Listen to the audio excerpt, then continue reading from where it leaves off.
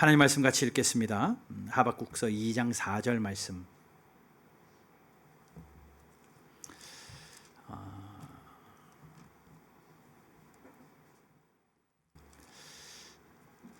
같이 읽겠습니다. 한 절 말씀, 하박국서 2장 4절 말씀 같이 읽습니다. 시작.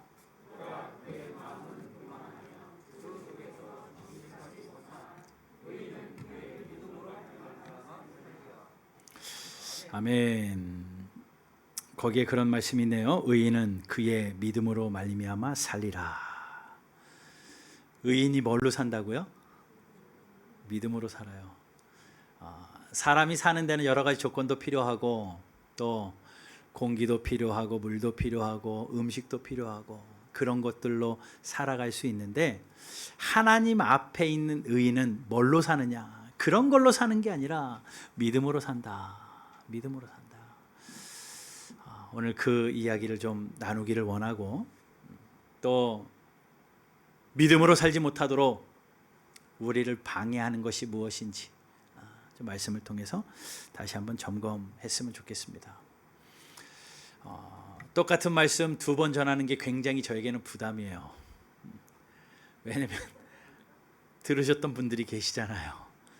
오후 예배 나오신 분들도 있지만 오전에 들으셨던 분들도 있기 때문에 똑같은 이야기를 또 하는 것도 괜히 민망하기도 하고 또 이런저런 부담도 있지만 그래도 교회의 과도기라고 생각을 하시고 여러분 같이 은혜의 자리에 함께 정진했으면 좋겠습니다. 미국을 다녀와서 제가 사무실에 앉아 있다가 한 책을 봤어요. 많은 책들이 꽂혀 있는데 유난히도 크게 보이는 제목이 하나가 있어서 그 책을 빼서 읽었습니다. 그 책이 내 믿음을 보이라 라는 책이에요. 믿음에 관한 책이 참 많고 믿음을 격려하고 믿음을 독려하는 책들이 참 많은데 유난히 이 책이 제 눈에 딱 들어오더라고요. 그래서 꺼내서 잠깐 봤습니다. 예전에는 책을 읽었던 것을 보면 내가 읽었던 거다 정확하게 아는데 죄송합니다. 왠지 모르게 새로 읽은 것 같은 느낌도 들고요. 보니까 제가 줄을 쳐놨어요. 내가 읽었던 책이네 이러면서 신선하기도 하더라고요. 세월이 그렇게 흘러가는 것 같긴 한데 이 책을 보면서 제목에 그냥 이 앞에 표지에 써 있는 것만으로 굉장히 도전이 됐습니다. 여기에 제목이 그렇게 써 있어요. 내 믿음을 보이라. 그러면서 믿음 있는 척하지 말아라. 목사인 저에게 주어지는 음성 같아요. 목사인 척하지 마라. 목사라고 믿음 있는 척하지 마라. 그러면서 그 위에 조그만한 글씨로 이렇게 써 있어요. 하나님의 눈앞에 당신의 믿음이 벌거벗은 것 같이 드러난다. 그러면서 이렇게 말합니다. 주를 믿는다고 하면서 왜 말씀에 순종하지 않느냐? 믿음 있는 척하지 말아라. 문제만 생기면 불안해하고 걱정하면서 믿음 있다고 믿음 있는 척하지 말아라. 참 우리의 이야기예요. 그러면서 어느 때까지 멸시하겠느냐? 어느 때까지 나를 무시하겠느냐? 어느 때까지 나를 믿지 않겠느냐? 믿음 있는 척하지 말아라. 그러면서 그 안에 챕터 중에 이런 이야기가 있어요. 당신은 믿지 않음으로 하나님을 거짓말쟁이로 만듭니다. 우리가 그 믿음이 약해지면 약해질수록 하나님을 점점 거짓말쟁이로 만든다는 거예요. 그리고 마지막 결론의 챕터에 어떤 제목으로 써 있냐면 하나님을 의심하는 것이 가장 심각한 등급의 사악함이다. 하나님을 불신하는 것, 하나님을 의심하는 것, 그것이 가장 심각한 등급의 사악함이다. 그러니 성도들이요, 하나님을 불신하고 하나님을 의심하면서 믿음 있는 척하는 것은 가장 하나님 앞에서 사악함이라는 거죠. 여러분, 온전한 믿음을 소유하시기를 주님의 이름으로 축원합니다. 목사도 믿음 있는 척하지 말고, 또 장로도 권사도 안수집사도 전도사도 모두가 믿음 있는 척하지 말고 정말 하나님 앞에서 순전하게 우리의 믿음이 자라나는 믿음, 흔들리지 않는 믿음 되기를 주님의 이름으로 축복합니다. 그런데 이 믿음의 가장 큰 타격이 뭔 줄 아십니까? 믿음의 가장 치명적인 타격이 뭐냐면요, 의심이에요. 의심이 들면 믿음이 흔들립니다. 찰떡같이 믿었어도 의심이 우리 안에 자리 잡고 의심이 싹트기 시작하면 믿음이 점점 흔들려요. 그래서 오늘 말씀은 믿음을 흔드는 의심이 우리에게 찾아올 때 그 자리에 오래 머물지 마십시오. 의심의 자리에 오래 앉아 있지 마십시오. 왜요? 의심의 자리에 오래 앉아 있으면요, 우리의 삶의 현장이 사탄 놀이터가 됩니다. 그래서 믿음이 흔들릴 뿐만 아니라 믿음을 저버리기도 하고요, 믿음 없는 자가 돼서 패역한 세대가 되어버리기도 해요. 그러니 오래 머무르지 마십시오. 우리가 살다 보면 머물러야 할 곳, 머물지 말아야 할 곳 분명히 있습니다. 학생들이 도서관에 오래 머무는 것 좋고 공부의 자리에 오래 앉아 있는 것 좋겠지만, 그것이 아닌 세상의 문화의 자리에 오래 머물러 있다면 그 학생은 분명히 안 좋은 영향을 받게 돼 있습니다. 그리스도인도 마찬가지입니다. 말씀의 자리에 오래 앉아 있고 기도의 자리에 오래 앉아 있으면 좋지만 세상의 자리에 오래 앉아 있게 되면, 그 자리에 머물러 있게 되면 분명 세상에 안 좋은 영향력을 미치게 돼 있죠. 그러니 내가 있어야 할 자리, 내가 떠나야 할 자리를 분명히 아는 것이 지혜로운 성도인데, 믿음 생활하는 저와 여러분들이 의심될 때에 의심의 자리를 떨쳐버리고 하루빨리 믿음의 정진을 하는 그러한 용기, 저와 여러분들에게 있어야 될 줄로 믿습니다. 오래 있으면요, 피해가 많아요. 지난번에 미국에 가서 도시들을 다니면서 주차를 할 때요, 잘 봐야 되는 표지판이 있습니다. 1부 예배 때는 안 나왔었는데 2부 예배 때는 2부 예배 보너스 방송실에서 준비했습니다. 뭐라고 써 있냐면요, No stopping, 정차하지 말라는 거예요. Anytime, 어떤 시간에도 그 자리에는 쓰면 안 됩니다. 저런 자리는 어디냐면요, 소방 자리, 아니면 소방 물 나오는 자리, 아니면 학교 주변, 그런 사거리, 이런 데는 No stopping, anytime, 언제든지 세우면 안 돼요. 그런데 잘 다니다 보면요, No stopping 돼 있지만 시간이 써 있습니다.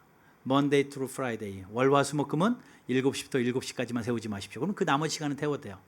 8시 반에서 12시 반까지는 세우지 말고 그 나머지 시간은 세워도 돼요. 그러니까 저걸 잘 보고 세워야 됩니다.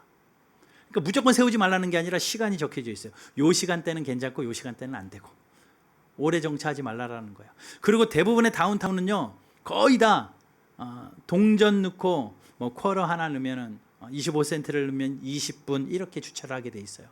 근데 요번에 갔더니 전부 다 핸드폰으로 다 바뀌었더라고요. 핸드폰으로 다 그렇게 하던데, 대부분의 도시들이요 2시간 제한입니다. 2시간 이상은 못 세워요. 아무리 돈을 더 넣고 싶어도 2시간이 지나면 그 존에서는 못 세워요. 한 블록 지난 데 가서는 또 세울 수 있어요. 교통체증이나 또 서로 배려하는 차원에서 오래 머물지 말라는 거예요.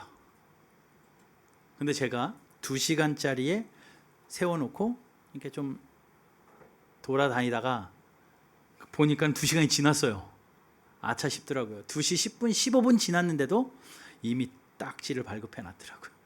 기가 막히게 알고, 빨간불이 반짝반짝 돼요, 2시간이 지나면. 그래서 금방 또 스티커를 발부하면 또 많은 돈을 지불해야 되는, 벌금을 내야 되는 그런 피해를 입기도 합니다.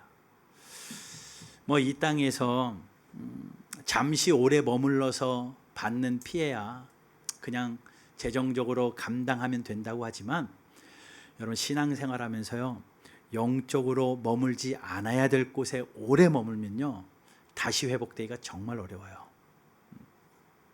믿음 생활하면서 머물지 않아야 할 자리에 가지 않는 성도들 되기를 바라고요.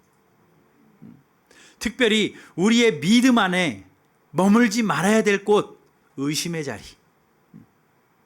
의심의 자리에 오래 머무르지 않고 그 자리에 있다면 박차고 일어나서 또 나아가는 저와 여러분들, 우리 바른교회 성도들 되기를 주님의 이름으로 축복합니다.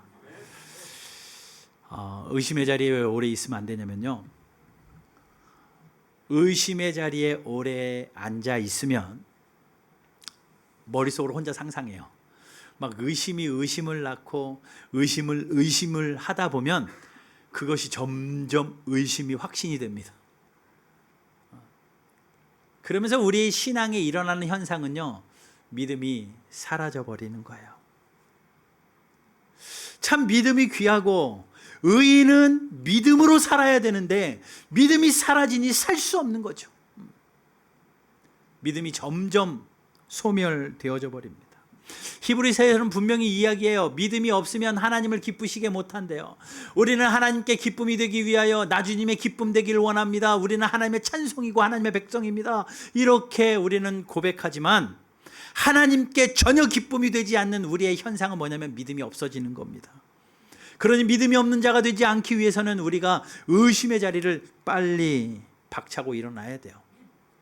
예수님께서도요, 이 의심 많은 자들을 향하여 질책하시는 것을 여러 군데서 봅니다. 제자들 향하여서도 이야기하죠. 믿음이 적은 자들아, 너희들이 왜 의심하였느냐 라고 풍랑을 보면서 두려워하는 그 제자들을 향하여 예수님이 질책하시기도 합니다. 또 마가복음 16장 14절에서는 믿음이 없는 것과 완악한 것을 심하게 꾸짖으셔요. 이 믿음이 없는 세대들아, 완악한 세대야 라고 예수님이 꾸짖기도 하시고, 마태복음 17장 17절에는 믿음이 없는 이 패역한 세대야, 믿음이 없는 세대를 예수님이 나무라십니다. 그에 반해서요, 믿음을 칭찬하시는 일도 있어요. 백부장을 보면서 예수님이 그렇게 말씀하십니다. 이스라엘에서 이만한 믿음을 본 사람이 없다. 예수님이 믿음을 칭찬하시기도 하고, 가나안의 한 여인을 보시면서는 예수님께서 그 믿음이 정말 크구나, 내 믿음대로 될지라 라고 축복하시는 것도 봅니다. 예수님의 이 말씀만 보아도요, 믿음이 있는 사람도 있고 믿음이 없는 사람도 있고, 믿음이 작은 사람도 있고 믿음이 큰 사람도 있고, 믿음의 분량이 다양하다라는 거예요. 아무리 작은 믿음이라도 작은 믿음으로 끝나지 않고 믿음이 자라나서 큰 믿음 되어지기도 하고, 그 믿음을 소멸치 않고 믿음을 버리지 않고 믿음을 끝까지 지키는 인내하는 성도들도 있다라고 성경이 이야기하고 있는데, 저와 여러분들이 의심함으로 믿음이 흔들리지 않고 의심의 자리를 빨리 박차고 나와서 다시 믿음이 자라나는 귀한 복이 있게 되기를 주님의 이름으로 축복합니다. 예수님께서 의심하는 도마, 예수님의 제자들 중에서 도마가 제일 의심이 많았잖아요. 그 의심하는 도마를 향하여서 진심 어린 마음으로 예수님이 이렇게 권면하세요. 내 손을 내밀어 내 옆구리를 넣어보라. 그리하여 믿음 없는 자가 되지 말고 믿는 자가 되거라. 믿음 없는 자가 되지 말고 믿는 자가 되라. 여러분, 이것들을 볼 때 우리가 분명한 것 한 가지는요, 분명한 것 한 가지는, 믿음은 참 많은 종류가 있는데 우리의 믿음이 자라나려면 우리가 경계해야 되는 것은 의심이고, 의심이 들 때에 오래 머물지 말아야 되겠다라는 겁니다. 여러분, 의심이 들면 또 어떤 일이, 우리의 믿음만 사라지는 것뿐만 아니라 하나님이 희미해져요. 하나님에 대해서 의심을 하다 보니까 하나님을 신뢰하는 것이 점점 사라집니다. 성경을 보면 하나님이 쓰시는 인물들이 나와요. 하나님이 쓰시는 인물들은 하나같이 하나님이 대충 쓰시지 않습니다. 대충 급하게 갖다가 쓰시고 버리시는 하나님이 아니라 잘 훈련시켜 두시고 평생을 두고 쓰십니다. 아브라함도 그랬죠. 모세도 그랬죠. 엘리야도 그랬죠. 다니엘도 그랬죠. 다 하나님은 훈련시키시고 그 사람을 쓰시는데, 하나님이 훈련시키시는 하나님의 가장 중심적인 훈련이 무엇이냐면 하나님을 믿는 신뢰성 훈련이에요. 하나님을 믿는 신뢰성 훈련을 계속 쌓아갑니다. 과연 이 사람이 하나님을 믿느냐, 하나님을 부를 수 있느냐, 하나님을 의지할 수 있느냐, 이것을 점점 상황을 악화시키면서 말도 안 되는 상황에서도 하나님을 믿을 수 있는 믿음을 키워내신 다음에 그 사람 하나님 붙드시고 어떤 상황에서도 하나님의 도구로 쓰시더라는 겁니다. 그런데요, 믿음이 없으면 그 신뢰성 훈련에서 낙오됩니다. 하나님이 의심되어지다 보니까 하나님이 믿어지지 않는 거죠. 그러니까 훈련이 되어지지 않습니다. 그러니까 하나님께 쓰임 받을 수가 없는 거죠. 우리 귀한 청년들 잘 들으십시오. 남은 인생이 많아서 하나님 앞에 쓰임 받는 인생이 되려면 하나님을 신뢰하는 것부터가 시작이에요. 하나님을 믿는 믿음이 있어야 됩니다. 그 믿음이 기반이 될 때 하나님이 그 사람을 들어서 마지막 시대에 귀한 하나님의 일꾼으로 쓰신다라는 거예요. 이 믿음이 있으면요, 우리에게 어떤 내공이 생기냐면요, 2006년도에 베스트셀러로 팔렸던 마시멜로라는 책, 마시멜로 이야기라는 책이 있어요. 4살 밖의 아이들을 모여놓고 한 방에 놓고 그 아이들에게 아이들이 제일 좋아하는 마시멜로를 줍니다. 마시멜로 꼬치를 하나씩 다 나눠주고 그 아이들에게, 그 아이들이 뭘 알겠어요. 뭐 잡으면 무조건 입으로 들어갈 텐데요. 그런데 그 스탠포드 대학의 미셸 박사가 그 아이들에게 그것을 나눠주면서 당부를 합니다. 먹지 말아라. 먹지 말고 일정 기간을 잘 견디는 아이들에게는 또 하나 더 줄게. 상을 줄게. 1개가 아니라 2개를 줄게. 그 아이들이 그것을 어떻게 분별하겠어요? 그런데 거의 절반에 가까운 아이들은 나 몰라라 하고 먹어버렸고요. 나머지 절반의 아이들은 그 말을 믿고 기다렸다라는 거예요. 그런데 그 책의 내용은 뭐냐면요, 그 선생님의 말을 믿고 기다렸던 애들이 어떤 특이한 점이 있냐면 부모의 말을 믿고 신뢰하는 아이들이었다라는 겁니다. 부모와 신뢰성이 형성된 아이들은 그 선생님의 말도 신뢰하더라는 거예요. 그리고 그 신뢰성이 형성된 아이들에게 나타나는 특징 한 가지는 자기를 절제할 줄 아는 통제력이 스스로 생기더라는 겁니다. 물론 그 책에서, 세상적인 책에서 그러한 연구 결과를 이야기해 줬지만 성경적으로도 어느 정도 통하는 것 같아요. 하나님을 믿는 신뢰함이 있는 사람들은 어떤 상황에서도 그 신뢰를 기반으로 한 자기 통제력이 있는, 자기 절제가 있는 성도의 삶을 살 수 있다는 겁니다. 그래야 쓰임 받는 거죠. 잘 기억은 안 나지만 그 통계를 보니까 그렇게 자기 절제를 할 줄 아는 아이들이 커서도 중요한 일들을 감당하더라라는 거예요. 여러분, 우리가 의심이 들 때에 그 의심을 가지고 있어서 하나님을 신뢰하지 못하고 하나님의 훈련에서 낙오돼서 그냥 왔다 가는 인생이 아니라 하나님께 훈련되어져서 신뢰성이 쌓이고 하나님을 더 잘 섬김으로 하나님께 붙들림 바 되어 사용되어는 의의 도구들 다 되기를 주님의 이름으로 축원합니다. 우리 바른교회가 그렇게 믿음이 성장하는 교회, 점점 강하여지는 주의 군사들이 되기를 바라요. 여러분들 그런 의심 안 들어보셨나요? 하나님에 대해서 의심 안 드세요? 물론 좋을 때는 안 드시지만 또 내 상황이 변하면 들 때도 있어요.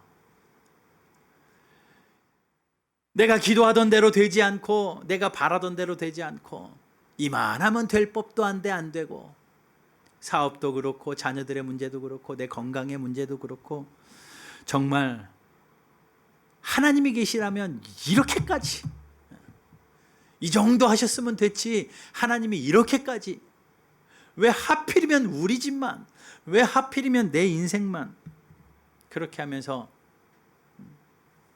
토로하는 하나님을 의심하는 분들도 분명히 있습니다. 하나님을 믿지 않는 사람은 잘 되는 것 같은데 하나님을 예배하지 않고 놀러 다니는 사람은 저렇게 행복해하는 것 같은데 하나님을 섬기고 예배하고 또 하나님 앞에 봉사하고 헌신하는 나는 왜 이렇게 지겹고 힘든가?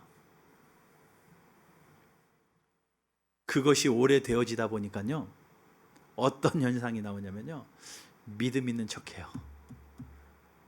이제 의심도 하지 않고 그냥 의심이 자리를 잡아가지고 그러려니 합니다. 그래, 그럴 수도 있고 그러려니.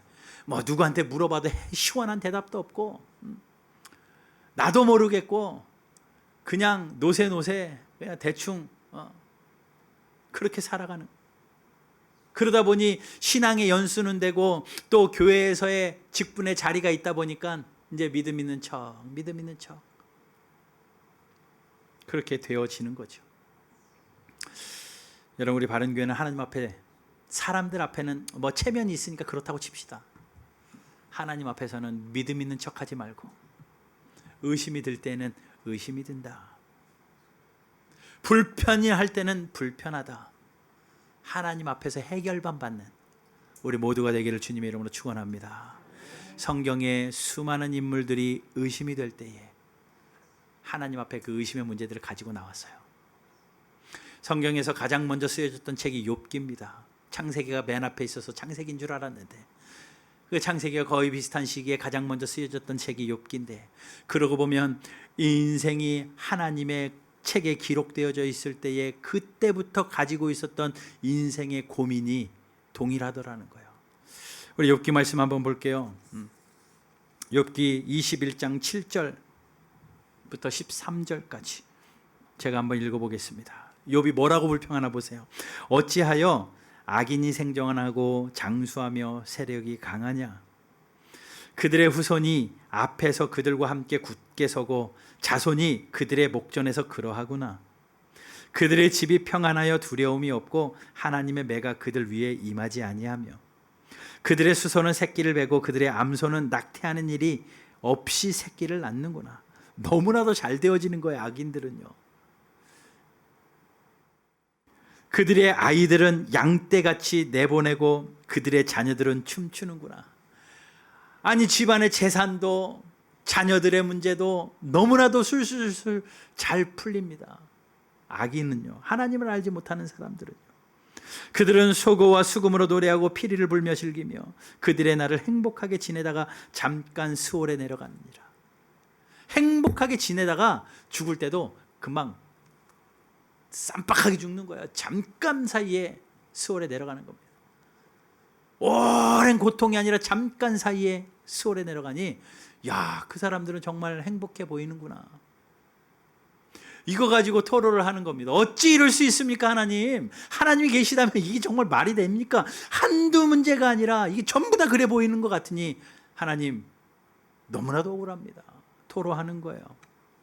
욥만 그랬을까요? 시편 기자인 다윗은 시편 73편에서 이렇게 이야기합니다. 하나님이 참으로 이스라엘 중에 마음이 정결한 자에게 선을 행하시나 나는 거의 넘어질 뻔하였고 나의 걸음이 미끄러질 뻔하였으니. 뭐라고 고백하냐면요, 내가 하나님 때문에 시험 들 뻔했습니다. 의심이 된 거예요. 하나님 때문에 넘어질 뻔했고 하나님 때문에 미끄러질 뻔했습니다. 이유는요, 3절부터 나옵니다. 이는 내가 악인의 형통함을 보고 오만한 자를 질투하였습니다. 그들은 죽을 때에도 고통이 없고 살아있을 때는 그 힘이 강하며 사람들이 당하는 고난이 그들에게는 없고 사람들이 당하는 재앙도 그들에게는 없나니 그러므로 교만이 그들의 목걸이요 그들의 강포가 그들의 옷이며 살찜으로 그들의 눈이 솟아나며 그들의 소득은 마음의 소원보다 많으며. 뭐 다 잘 되는 거예요, 악인들은. 그들은 능욕하며 악하게 말하며 높은 데서 거만하게 말하며 그들의 입은 하늘에 두고 그들의 혀는 땅에 두루 다니는도다. 시편 기자도 하나님에 대하여 하나님은 어떻게 이럴 수 있습니까? 만약에 하나님을 모르는 자는 금방 망해버리고 하나님 앞에 예배하면 승승장구한 다음에 다 하나님을 믿을 텐데 그게 아니더라는 거예요. 예레미야 12장 1절에서 그 선지자인 그도 하나님 앞에 이렇게 고백합니다. 여호와여, 내가 주와 변론할 때에는 주께 질문하옵나니 악한 자의 길이 형통하며 반역한 자가 다 평안함이 무슨 까닭입니까? 하나님 앞에 질문하는, 하나님 앞에 질문 좀 합시다. 하나님 앞에 나와서 질문하는 겁니다. 악한 자의 길이 형통한 이유는 무엇이고 하나님 앞에 반역한 사람이 평안한 이유는 무슨 까닭입니까? 하나님 계시는 거 맞습니까? 하나님 지금 일하고 계시는 거 맞아요? 의심하는 거예요.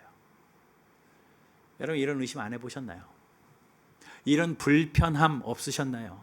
신앙생활하면서 이런 불이익 같은 그런 느낌 받으신 적 없나요? 그러한 적이 있다면, 아니면 지금 그러한 상황이라면 오래 머물지 마십시오. 올 수 있어요.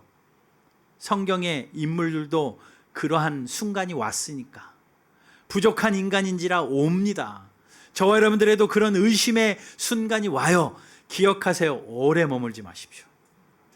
오래 머물지 마세요. 빨리 박차고 일어나야 돼요. 오늘 본문의 주인공인 하박국도 동일했습니다. 오늘 본문이 쓰여지기 전에 1장 2절에 보면 하박국이 이렇게 호소해요. 1장 2절. 여호와여, 내가 부르짖어도 주께서 듣지 아니하시니 어느 때까지이리까? 하나님께 부르짖었는데 대답을 안 하시는 거예요. 내가 강포로 말미암아 외쳐도 주께서 구원하지 아니하시나이다. 하나님 앞에 외쳐도 구원하지 않으십니다. 어찌하여 내게 죄악을 보게 하시며 패역을 눈으로 보게 하시나이까? 겁탈과 강포가 내 앞에 있고 변론과 분쟁이 일어났나이다. 하나님 앞에 불편함을 의심 섞인 말로 하나님 앞에 따지고 있는 겁니다. 그뿐 아닙니다. 13절로 가보면 주께서는 눈이 정결하심으로 악을 참아보지 못하시며 패역을 참아보지 못하시거늘. 뭐라고요? 하나님은 정직하시고 정결하기 때문에 악을 절대 참지 못하시는 하나님인 거 아는데 왜 거짓된 자들을 방관하십니까? 왜 악인이 자기보다 의로운 사람을 삼키는데도 하나님 가만히 계세요? 악을 못 참는 하나님이라면 악인들을 막으셔야 되는데 어떻게 악인들이 잘 되고 악인들이 의인을 삼키는 것을 하나님 지켜만 보고 계십니까? 그러면서 14절에 이렇게 이야기하죠. 주께서 어찌하여 사람을 바다의 고기같이 하시며 다스리는 자 없는 벌레같이 하십니까? 하나님은 어떻게 사람들을 그냥 바다의 고기같이, 그냥 길거리에 있는 벌레같이 그렇게 내버려 두십니까? 하나님, 이거 말도 안 되는 거 아닙니까? 하나님 안 계신 거 아니에요? 하나님 손이 짧으신 거 아니에요? 하나님 구원하실 힘이 없으신 거 아니에요? 의심하는 거죠. 이런 일들이 하박국에게 일어났습니다. 우리에게도 여전히 그렇게 일어날 수 있고, 우리에게도 그런 순간들이 찾아올 수 있어요. 그러면 그때 우리가 어떻게 해야 되는지, 이 방법이 중요하거든요. 이 의심의 순간에 있을 때 우리가 한 가지 명제는 잊어버리지 마십시다. 의심이 될 때 나랑 상관없이 변하지 않는 진리가 한 가지 있어요. 내 생각과 상관없이, 내 의지와 상관없이 변하지 않는 진리 한 가지는 뭐냐면, 아무런 현상이 없어도 하나님은 일하고 계신다는 거예요. 내가 안 믿어도요, 우리가 믿어주지 않아도 하나님이 일하고 계십니다. 내가 아니라고 하나님은 안 하시지 라고 마음을 덮어도 하나님은 일하고 계셔요. 그러니 어떤 믿음의 순간에서도 우리가 흔들리지 않아야 될 명제 한 가지는, 내 눈앞에 내가 원하는 상황이 펼쳐지지 않아도, 아무런 현상이 나타나지 않아도 하나님은 그때 여전히 일하고 계신다. 아, 하나님 살아계시는군요, 하나님 나에게 이런 기적을 베풀어 주셨군요 라고 말할 만한 일이 하나도 일어나지 않아도 하나님은 여전히 일하고 계신다. 이 믿음만큼은 흔들리지 말으셔야 됩니다.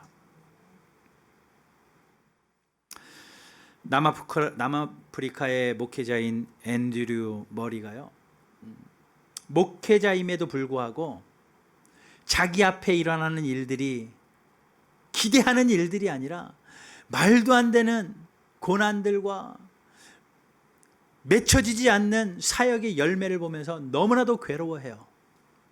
충성했으면 열매도 있어야 되고, 기도했으면 응답도 있어야 될 터인데 그렇지 않습니다. 너무나도 고통의 터널이 길어요.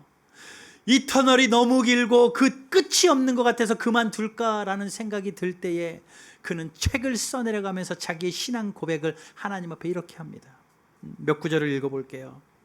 나는 이러한 상황에 처하게 하신 분이 바로 하나님이시라는 것을 믿는다. 나에게 일어난 이 일들이 하나님이 허락하신다는 걸 믿는데요. 나를 이렇게 답답한 상황에 두신 분은 바로 주님이시다. 나는 이 사실을 의심하지 않는다. 여러분들도 의심하지 않길 바랍니다. 오늘 나에게 일어나는 이 상황, 아니었으면 하는 그 상황 일어나게 하신 분 하나님이라는 거죠.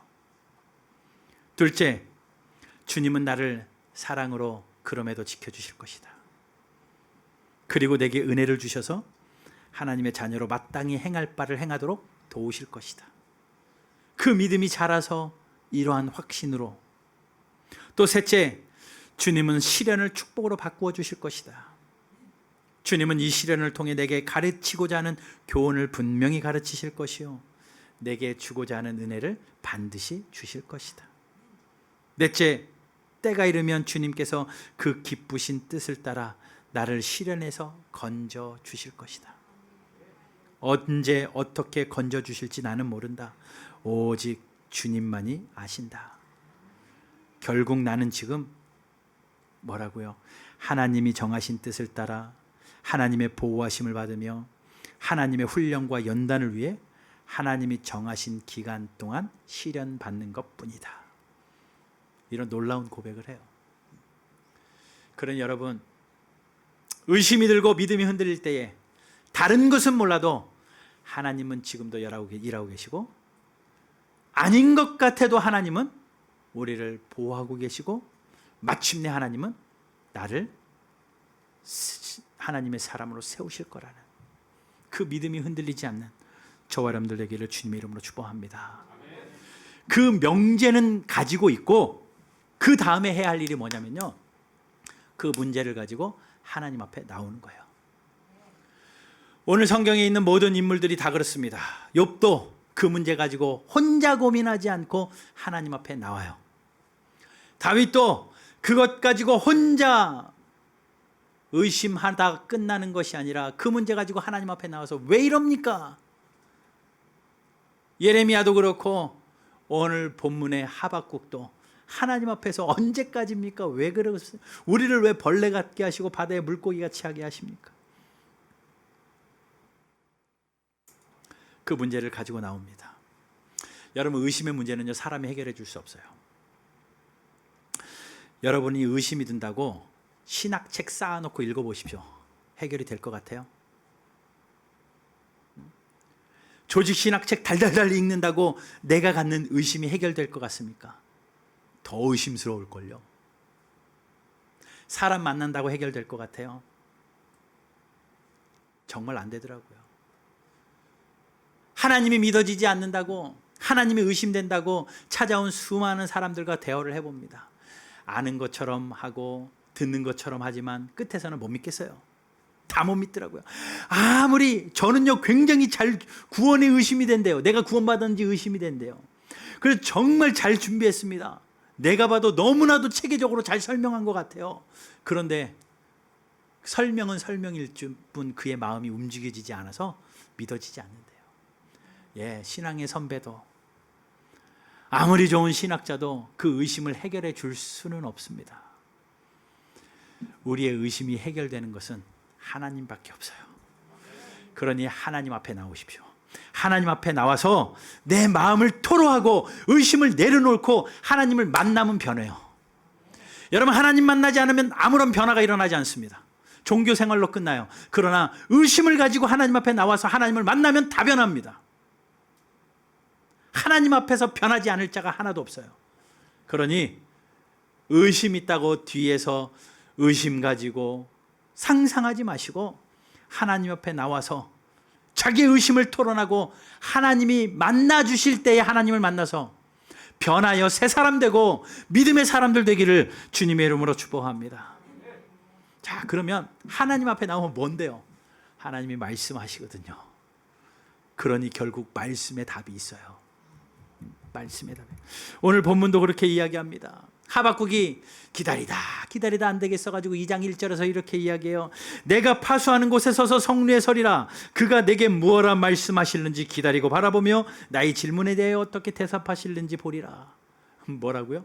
내가 성루에 서서 하나님 앞에 한 질문, 왜 악인이 이렇게 잘 되고 의인은 어렵습니까? 왜 나의 삶에는 하나님 이러고 계시는 거예요? 하나님 안 계신 거 아니에요? 하나님 의심됩니다 라고 말하는 그가 하나님 어떻게 대답하시는지 두고 보자. 작정하고 하나님 앞에서 기다리기로 작정을 합니다. 2절에 여호와께서 내게 대답하여 이르시되 너는 이 묵시를 기록하여 판에 명백히 새기며 달려가면서라도 읽을 수 있게 하라. 이 묵시는 정한 때가 있느니 그 종말이 속히 이르겠고 결코 거짓되지 아니하리라. 비록 더딜지라도 기다리라. 지체되지 않고 반드시 응하리라. 무슨 이야기예요? 하나님이요 무슨 말이냐? 내가 다 알고 있어. 그러니 너는 기다려. 반드시 될 거야. 끝난 게 아니라는 거예요. 끝난 게. 하나님 분명히 말씀합니다. 비록 더딜지라도 기다리라. 여러분 의심하지 마시고 비록 더딜지라도 기다리시는, 내가 기대한 대로 되지 않았다고 하나님을 향해 의심하지 말고 하나님의 말씀 앞에 자기의 신앙을 내려놓고 비록 더딜지라도 기다릴 줄 아는 저와 여러분들 되고 반드시 지체하지 않고 응하시는 하나님의 역사의 한중간에 서는 저와 여러분들 되기를 주님의 이름으로 축원합니다. 이 진리를 믿음의 사람들은 알았기 때문에 하나님 앞에 나와서 다 이런 해결을 받아요. 이 하나님의 음성 하나에, 이 3절 이 음성 하나에 하박국의 상황이 확 돌변해 버립니다. 뭐라고 말합니까? 4절에서 내 믿음으로 말미암아 살겠습니다. 의인은 믿음으로 말미암아 살리라. 그리고 뒤에 가서는 이렇게 이야기하잖아요. 무화과 나뭇잎에 열매가 없고 뭐 포도에 열매가 없고 외양간에 소가 없고 아무것도 없어도 난 뭐 때문에 나의 편 되신 여호와로 말미암아 내가 즐거워하리라. 의인은 믿음으로 사는 것이다 라고 고백을 합니다. 아까 시편 기자가 73편에서 하나님 앞에 따지며 울분에 차서 고백했던 그가 하나님 앞에 내려놓으니 73편 16절에 이렇게 고백해요. 내가 어쩌면 이를 할까 하여 생각한즉. 혼자 생각하는, 하나님이 이렇게 의심되는데 이거 내가 어떻게 해결할까 혼자 묵상하면서 고민하다 보니까 어떻게 해요? 내게 심한 고통이 됐대요. 여러분 이렇게밖에 안 돼요. 백날 집에서 머리 싸매고 의심 가지고 해결하려고 해보십시오. 고통밖에 안 돼요. 그런데 시편 기자가 그 의심을 가지고 17절 같이 읽어봅시다. 시작. 하나님의 성소에 들어갈 때야 그들의 종말을 내가 깨달았나이다. 하나님의 성소에 들어올 때에 깨달았다라고 말합니다. 하나님의 성소에 들어오니 예배와 말씀이 있습니다. 하나님의 말씀을 대면하고 보니 깨닫는 거죠. 지금까지는 악인이 왜 잘 됩니까? 나는 선인인데 나는 왜 이렇게 불편합니까? 라고 이야기했는데 하나님의 말씀 앞에 보니 완전히 가치관이 바뀌는 거예요. 이 악인과 선인의 기준이 누구의 기준이었습니까? 자기의 기준이거든요. 내가 보기에 악인이고 내가 보기에 선인이에요. 그래서 저 사람은 악인이라고 생각하고 불편했는데 하나님의 말씀 앞에 나와 보니, 말씀이 복음이거든요. 하나님의 복음을 접해 보니 또 예수 그리스도의 십자가를 경험해 보니 뭐예요? 내가 죄인이에요. 저 사람이 악인이라고 생각하고 불평했는데 하나님의 말씀 앞에 자신을 벌거벗겨 보니 내가 죄인이라. 내가 죄인 중에 괴수라. 그게 보이기 시작하는 겁니다. 그러면서 하나님 앞에 회개하는 거죠. 하나님, 저 사람이 악인인 줄 알고 하나님 앞에 불평했는데 하나님의 말씀 앞에 나와보니 하나님, 내가 죄인입니다. 하나님, 내가 죄인입니다. 회개가 터지는 거예요. 사도 바울도 그걸 경험한 거죠. 디모데전서 1장 15절 같이 읽어봅시다. 시작. 받을 만한 이 말이요 그리스도 예수께서 죄인을 구원하시려고 사도 바울이 이야기하는 거예요. 자기는 선인인 줄 알았는데 십자가 앞에 나와보니 십자가에서 재평가되는 겁니다. 아, 저 사람이 악인이 아니라 내가 죄인 중에 괴수였구나. 내가 죄인이구나. 그런데 되게 역설적인 게요, 십자가 앞에 나와보니 내가 죄인 중에 괴수인데 그 십자가의 은혜로 그 죄인인 내가 예수 그리스도의 보혈로 의인되어지더라는 거예요. 이 놀라운 은혜를 경험하는 겁니다. 이 하나님의 놀라운 은혜를 경험해요. 그러니 성경은 그렇게 이야기하는 겁니다. 그렇다, 의인들은, 믿음의 생활을 하는 의인들은 살아가는 방법이 믿음으로 사는 것이다. 하나님을 향한 믿음으로 사는 것이다. 이 십자가의 복음에 힘입어서 하나님의 말씀을 부여잡고 평생을 믿음으로 사는 것이다. 이 믿음이 여러분 우리를 지켜줄 줄로 믿습니다. 다니엘서 6장 23절. 이것도 보너스에 오전에 안 했던 건데. 다니엘 6장 23절. 다니엘이요, 사자굴 속에 들어갔다가 하나님의 은혜로 살아나잖아요. 23절에 뭐라고 이야기하냐면 제가 읽어볼게요. 왕이 심히 기뻐서 명하여 다니엘을 굴에서 올리라 하매, 막 사자들이, 굶주린 사자들이 있는 그곳에서 다니엘을 끌어올렸는데요. 어떤 일이 벌어지면요, 굶주린 사자이기 때문에 다니엘을 물고 뜯고 심지어 생명까지 위협하는 것이 분명한데 어떤 일이 일어나냐면요, 다니엘을 굴에서 올린즉 그의 몸이 조금도 상하지 아니하였으니, 다니엘이 하나도 안 다쳤어요. 하나도 상하지 않았어요. 근데 이유가 그렇게 나와요. 이는 그가 자기의 하나님을 믿음이었더라. 와, 다니엘이 그 굴에서 살아난 이유가 믿음 때문이었대요. 하나님을 믿는 믿음 때문이었대요. 여러분, 요한일서 5장 4절도 한 군데만 읽고 마치겠습니다. 요한일서 5장 4절. 무릇 하나님께로부터 난 자마다 세상을 이기느니라. 세상을 이기는 승리는 이것이니 뭐요? 우리의 믿음이니라. 세상을 이기는 승리가 돈이 아니고, 세상을 이기는 승리가 권력이 아니고, 세상을 이기는 승리가 믿는 자들에게는 믿음이래요. 여러분, 이 믿음으로 안전하시고 믿음으로 승리하시기를 주님의 이름으로 축원합니다. 그래서 성경에 오직 의인은 믿음으로 말미암아 살리라. 오늘 하박국도 힘주어 믿음으로 말미암아 살아야 된다라고 이야기하고, 바울도 로마서에서 오직 의인은 믿음으로 말미암아 살리라, 갈라디아에서도 오직 믿음으로 말미암아 살리라, 히브리서에서도 오직 믿음으로 말미암아 살리라. 예, 세상 사람들이 하나님을 떠나고 세상 사람들이 욕해도 믿음으로 사는 저와 여러분들 되기를 주님의 이름으로 축복합니다. 코로나가 장기화되어지면서 교회들이 얼마나 손가락질 받아요. 뭐 교회에서 코로나 바이러스 한 명만 나오면 또 교회야, 또 교회야. 그 댓글들 보면 속상해서 죽겠어요. 안 봐야 되는데 자꾸 봐줘요. 근데 참, 그냥 우리가 욕먹는 건 괜찮은데 살아계신 하나님이 욕먹는 것 같아서 그냥 견딜 수 없습니다.